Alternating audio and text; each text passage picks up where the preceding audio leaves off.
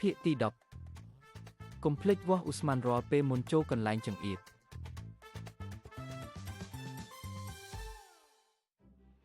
សួស្តីខ្ញុំជាមន្ត្រីសុវត្ថិភាពសូមនាំអ្នកទាំងអស់គ្នាទៅរៀនពីសុវត្ថិភាពក្នុងភាគទី10កុំភ្លេចវាស់អ៊ូស្មានរាល់ពេលមុនចូលកន្លែងចង្អៀត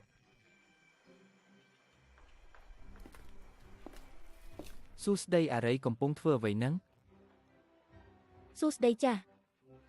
ខ្ញុំកំពុងប្រើឧបករណ៍វាស់អុកស៊ីសែនអ៊ូស្មានពូលនិងអ៊ូស្មានញីឆេះនៅក្នុងរណ្ដៅដើម្បីសុវត្ថិភាពមុនចុះទៅធ្វើការក្នុងរណ្ដៅឃើញមន្ត្រីសុវត្ថិភាពធ្លាប់ប្រាប់ថានៅក្នុងរណ្ដៅជ្រៅបែបនេះអាចមានអ៊ូស្មានដែលគ្រោះថ្នាក់ដល់ប្រព័ន្ធដកដង្ហើមរបស់យើងដែលអាចធ្វើឲ្យយើងសន្លប់និងបាត់បង់ជីវិតបាន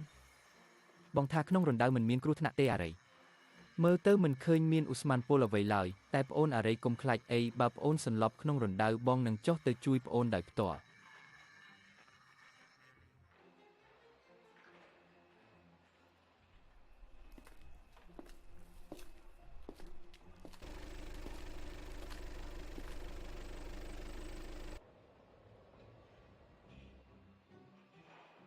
សួស្តីបងឃើញអារ៉ៃទេ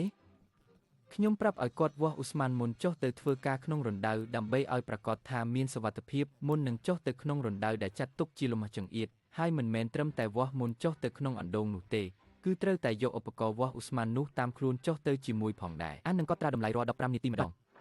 អញ្ចឹងយ៉ាប់ហើយអាឡៃបានចុះទៅធ្វើការក្នុងរណ្ដៅដោយមិនបានយកឧបករណ៍វាស់អ៊ូស្មានទៅជាមួយទេអញ្ចឹងយើងត្រូវប្រញាប់យកឧបករណ៍វាស់អ៊ូស្មាននេះតាមទៅឲ្យប្អូនស្រីអាឡៃហើយបាទ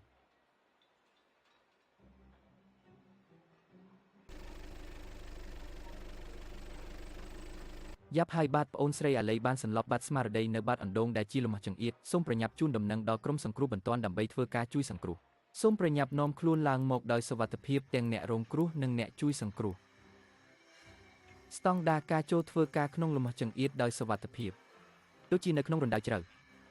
ឬក្នុងអណ្ដូងតូចចង្អៀតមានកន្លែងកំណត់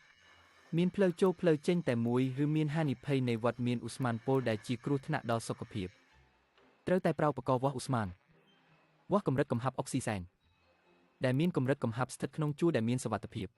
រួមទាំងអ៊ូស្មានផ្សេងទៀតឧទាហរណ៍ដូចជា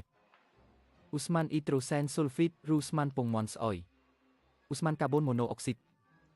ដែលប្រហែលមកពីបំពង់ផ្សែងរថយន្តឬអ៊ូស្មានញីឆេះផ្សេងនិងសម្រាប់អ្នកប្រតិបត្តិការក្នុងទីតាំងចង្អៀតត្រូវមានសុខភាពរឹងមាំឆ្លងកាត់ការពិនិត្យដោយគ្រូពេទ្យ